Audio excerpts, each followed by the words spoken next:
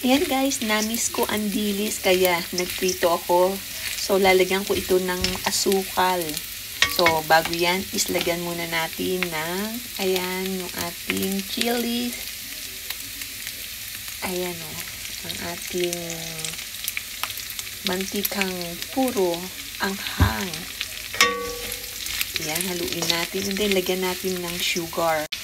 Amoy na amoy ko yung anghang ng ating sauce. Ayan, lagyan natin ng sugar. Ayan, mahilig ako dito. Ayan, i-caramelize natin siya.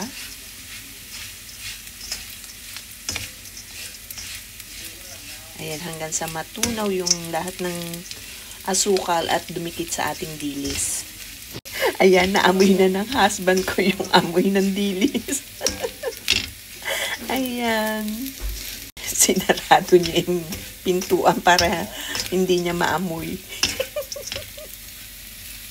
Ayaw kasi ng mga ibang lahi ang amoy nito. O, diba? Ayan, pero tayo mga Pinoy, ayan, gustong-gusto natin.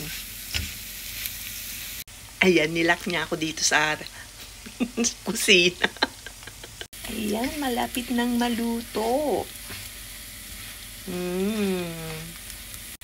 Ayan, grabe. Ang anghang.